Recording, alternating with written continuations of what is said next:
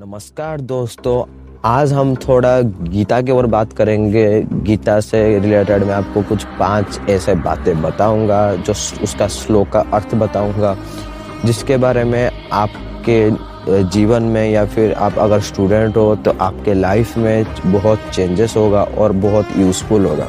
इस लाइन को हरदम अपनी ज़िंदगी में याद रखना, क्योंकि अभी तक मैंने भी इसको अभी तक याद रखा है और उसके साथ ही जी रहा हूँ। तो और मेरे दादाजी मुझे एक बात बताए थे, इसको प्लीज ध्यान से सुन लेना, कि जिसके पास गीता का ज्ञान होता है वो कभी भी कहीं पे भी कोई भी उसको रोक नहीं सकता है, कोई भी समस्या उसको रोक नहीं पाएगा। अगर वो गीता पढ़ता है और गीता का ज्ञान उसके अंदर है तो उसके अंदर उसके पास दुनिया का सारा हल होता है, सारा चीज़ का हल उसके पास होता है, क्योंकि गीता से परे कोई भी चीज़ नहीं है।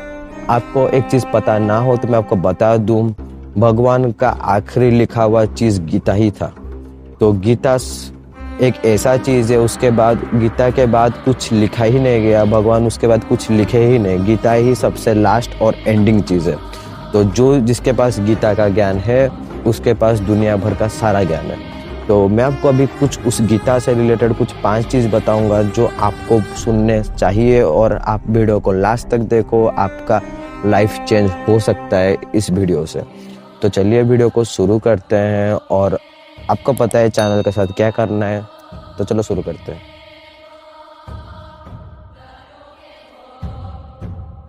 श्लोक के बारे में बताने से पहले मैं आपको बता देता हूँ कि ये जो श्लोक मैं बताऊंगा, ये श्लोक मेरे ऊपर पहले कैसे काम आया। जब मैं ये वाला वीडियो बनाने के लिए सोच रहा था कि एक माइथोलॉजिकल गीता के ऊपर एक वीडियो लाऊं मेरे चैनल पे, तब मुझे एक नेगेटिव थिंकिंग आया कि वीडियो बनाना चाहिए कि नहीं, नेगेटिविटी आया कि वीडियो बनाना चाहिए कि नहीं गीता के ऊपर, क्योंकि आज के टाइम लोगों को गीता पसंद करते हैं कि नहीं, आज के टाइम लोगों को ये सारा चीज़ माइथोलॉजी के ऊपर वीडियो पसंद आएगा कि नहीं, ये थोड़ा मुझे नेगेटिविटी आया। तभी गीता का एक श्लोक मुझे याद आया कि कर्म किए जाओ, फल की चिंता मत करो। तो तभी मेरे समझ में आ गया कि मुझे वीडियो बनाना चाहिए, और मैंने वीडियो बनाया, अपना बेस्ट दिया, और उसके बाद वो वीडियो क्या होगा, व्यू आएगा कि नहीं आएगा, लोगों को पसंद आएगा कि नहीं, वो बात की बात है, लेकिन मेरा काम था वीडियो बनाना, जो मैं बना दिया। तो कि हम जो भी काम करते हैं वो काम को अपने मन से करना चाहिए, अपने दिल से करना चाहिए, उसमें हम कोई भी दूसरा चीज़ नहीं इंक्लूड करेंगे, अपना कोई भी काम इंक्लूड नहीं करेंगे। जो भी काम कर रहे हैं एक ही काम एक ही टाइम में करेंगे, उसके एक ही टाइम में 2-2 3-3 काम करोगे तो आप काम बेकार हो जाएगा, कुछ भी नहीं होगा। तो एक ही टाइम में एक ही काम करेंगे, और उस काम के बारे में भी ना सोचे आप, उस काम के फल के बारे में, या फिर वो काम होगा कैसे होगा, वो काम कौन करेगा, क्या करेगा, कोई भी बिना सोचे उस काम को करते रहो। और अगर आप दिल से वो काम करोगे तो वो 100% सक्सेस होगा ही। तो ये लिखा गया है श्लोक में भी, कर्म किए जाओ, फल की चिंता मत करो। तो अगर आप दिल से कोई भी कर्म करते हो तो वो उसका फल भगवान देते हैं।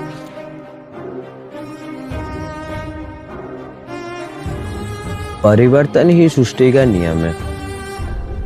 ये जो इसका अर्थ ये है कि हम लोगों को वक्त के साथ परिवर्तन होना चाहिए। हर एक वस्तु, हर एक इंसान वक्त के साथ परिवर्तन होना चाहिए। अगर वो परिवर्तन नहीं होता है तो उसका मन और उसका ज्ञान सीमित हो जाता है।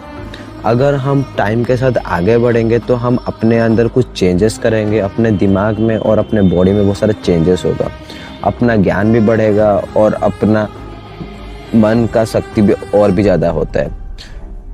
अगर आप टाइम को आगे छोड़ देते हो और आप खुद पीछे रह जाते हो तो आपका दिमाग उधर ही बंद हो जाता है, और आपके अंदर ज्ञान का बहुत कमी हो जाती है, और आपके अंदर नेगेटिविटी भी बहुत बढ़ जाती है। लेकिन जो इंसान वक्त के साथ चलना सीखता है तो संसार का सबसे बुद्धिमान व्यक्ति वही होता है। तो समय के साथ हमेशा चलना चाहिए और अपने आप को हरदम चेंज करना चाहिए। अगर आपको मैं एक छोटा सा एग्जाम्पल देकर समझाता हूँ। जो फ्लोइंग वाटर होता है, जो पानी बहता रहता है, वो पानी कभी भी मैला नहीं होता है, क्योंकि वो पानी में जब भी कोई मैला आता है तो वो मैले को पीछे छोड़ के वो पानी आगे चला जाता है। लेकिन जो पानी स्थिर होता है वो पानी के अंदर हरदम मैला होता ही है, लेकिन क्योंकि उसके अंदर जो मेला होता है वो मेला उसके अंदर होता ही है, वो पानी बहता नहीं, तो उसके लोग पानी भी उधर रहता है और मेला भी उधर ही रहता है। तो उसी तरह अगर हम बहना नहीं सीखेंगे, आगे बढ़ना नहीं सीखेंगे, वक्त के साथ चलना नहीं सीखेंगे, तो हमारे मन में भी इस तरह मेला भर जाएगा और हम खुद उधर रह जाएंगे। लेकिन अगर हम वक्त के साथ आगे बढ़ना सीख गए तो हमारे अंदर जो भी नेगेटिविटी, जो भी बुराई आएगा, वो सारा हम पीछे छोड़ के हम आगे बढ़ना सीख जाएंगे। तो ये था इसका अर्थ कि परिवर्तन संसार का नियम है।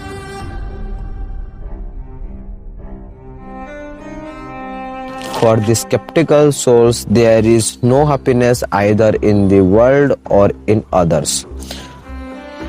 तो ये जो लाइन में भी आपको बोला, इस लाइन का अर्थ ये है कि जिसका सोल मतलब जिसका आत्मा उलझन में रहता है या फिर जिसका आत्मा हरदम डाउट करता है हरदम, उसका आत्मा कभी भी कहीं पे भी खुशी नहीं मिलेगा, ना इस दुनिया में ना किसी और में।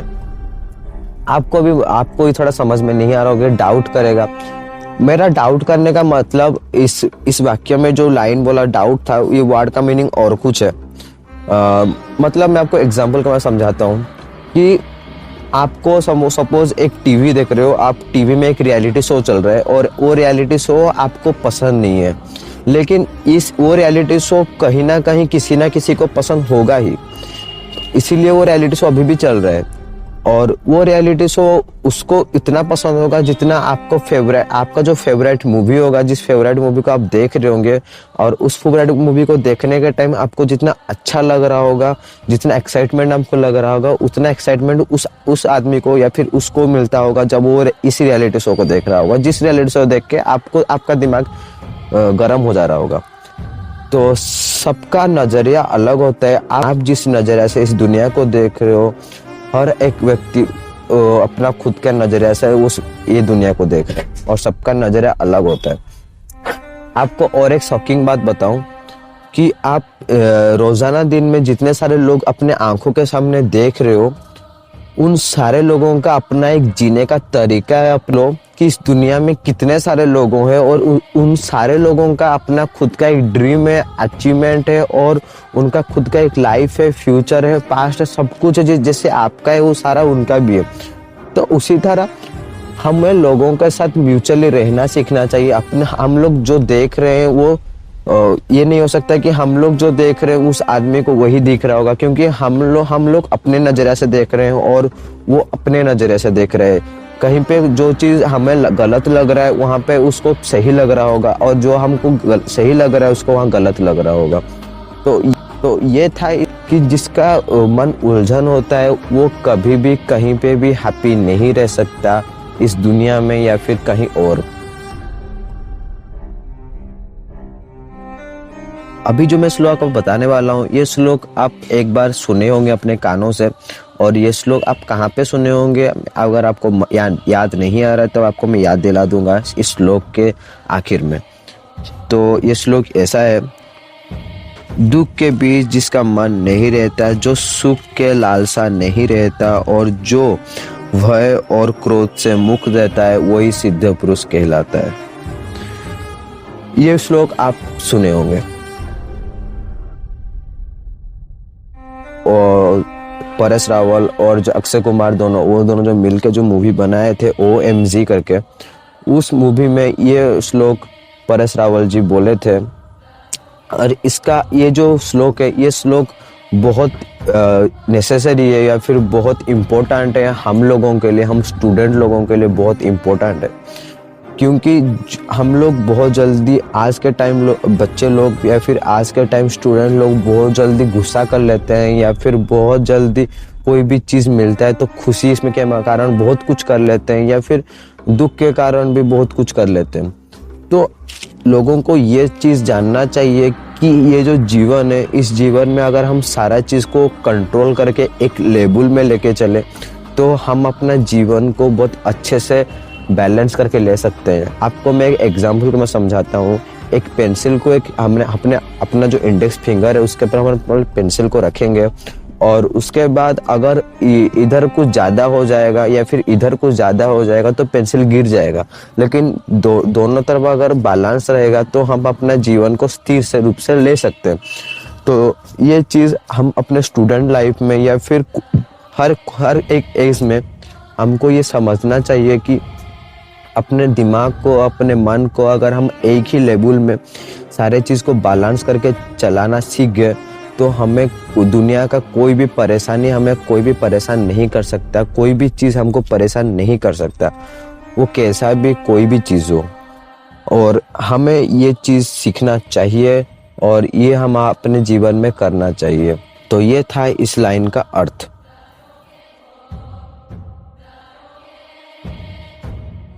अभी मैं आपको एक श्लोक बोलूँगा और ये श्लोक आप अपने लाइफ में कभी ना कभी अपने कानों में सुने होंगे, लेकिन आपको शायद इस श्लोक का अर्थ पता नहीं हो सकता। और इस श्लोक का अर्थ क्या मैं आपको अभी बताऊंगा, लेकिन इस श्लोक का भी मैं पूरा संपूर्ण एक श्लोक अभी आपको बोलूँगा। और इस श्लोक को बोलने के टाइम थोड़ा गलती हो सकती है क्योंकि मुझे इतना प्रैक्टिस नहीं है श्लोक बोलने का। अगर कहीं पे भी गलती हो जाए तो प्लीज़ माफ़ कर देना, और कहाँ पे गलती हुई प्लीज़ कमेंट करके मुझे बताना जो इस श्लोक के बारे में जानते हो। तो चलो श्लोक को शुरू करते हैं। यदा यदा हि धर्मस्य ग्लानिर्भवति भारत अद्भुतं न धर्मस्य तदात्मानं सुजामः। गलती तो हो गई थोड़ा शायद। तो ये जो श्लोक है, आपको पहला जो लाइन से आपको पता चल गया होगा इस श्लोक क्या है, कौन सा श्लोक था। ये श्लोक आप सुने हैं, लेकिन ये श्लोक का अर्थ शायद आप बहुत लोगों को पता ना हो, और इसको आप अच्छे से समझ पाओ इसके लिए मैं आपको एक छोटा सा टिप और हिंट दूंगा। आप असुर का मूवी देखे होंगे, और असुर मूवी जो बूट में निकला था, ये असुर मूवी नहीं देखे तो जाके देख लेना, आपको ये अच्छे से समझ आएगा। उसके बाद असुर मूवी में जो उसका बेसिक चीज़ यही था कि वहाँ पे सच्चाई और अच्छाई का अंत हो जाएगा। मतलब जितने सारे अच्छे लोग हैं और जितने सारा सच्चाई है दुनिया में, सबको वो ख़त्म कर देंगे, ख़त्म करके सबको बुरा बना देंगे, सबके अंदर नेगेटिविटी भर देंगे और सबको असुर बना देंगे। और सबको असुर बनाने के बाद जब अच्छाई का, दुनिया से अच्छा ही ख़त्म हो जाएगा, तभी खुद कल्कि, मतलब जो विष्णु भगवान होते हैं, वो खुद कल्कि अवतार लेंगे इस दुनिया में और अच्छाई और सच्चाई का रक्षक करेंगे। और जो इस मूवी में कहता है वो, और मुझे लग रहा है इस मूवी का कहीं ना कहीं लिंक है इस श्लोक के साथ, इसलिए मैं आपको ये बोला कि ये टिप्स है। और इस श्लोक का अर्थ भी यही है, जहाँ पे भगवान कृष्ण खुद कह रहे हैं कि जब भी कहीं पे भी बुराई का जीत होता है और अच्छाई हरदम हार रहा है, और जहाँ पे अच्छाई खत्म होने लगता है और बुराई बढ़ने लगता है, तब भगवान कृष्ण खुद इस धरती पे जन्म लेते हैं और आके रक्षा करते हैं धर्म का, और रक्षा करते हैं अच्छाई का, और विनाश करते हैं बुराई का और असुर लोगों का। और ये चीज़ असुर मूवी में भी बोला गया है। तो ये था इस श्लोक का अर्थ। शायद तो मैं आपको बता दिया, लेकिन मुझे नहीं लगता कि मैं आपको अच्छे से समझा पाया, क्योंकि मैं इतना बड़ा ज्ञानी पुरुष नहीं हूँ कि गीता के बारे में आपको अच्छे से समझा पाऊँ। और जितना मुझे मालूम था, जितना मैं जानता था गीता को लेके, जितना मैं पढ़ा था, उतना ज्ञान मैं आपको दे दिया। और कहीं पे भी आपको गलत लगा या फिर कहीं पे आपको समझने के लिए थोड़ा प्रॉब्लम हुआ, तो आप बिंदास मुझे कमेंट करो इस कमेंट बॉक्स में। मैं आप वीडियो कैसा लगा, वीडियो अच्छा लगा तो लाइक कर देना, और अभी तक भी हमारे चैनल को अभी तक भी जो सब्सक्राइब नहीं किए हो तो प्लीज़ दोस्तों सब्सक्राइब कर दो, और अपने दोस्तों के साथ भी इसको शेयर करना। ये ज्ञान सबको जानना चाहिए, जितना ज्ञान बांटोगे उतना ज्ञान बढ़ेगा। तो ये था इस वीडियो का माइथोलॉजी वीडियो 1 था। वीडियो कैसा लगा कमेंट करो। तो चलो मिलते हैं एक नया वीडियो में एक नया टॉपिक है, तब तक अलविदा।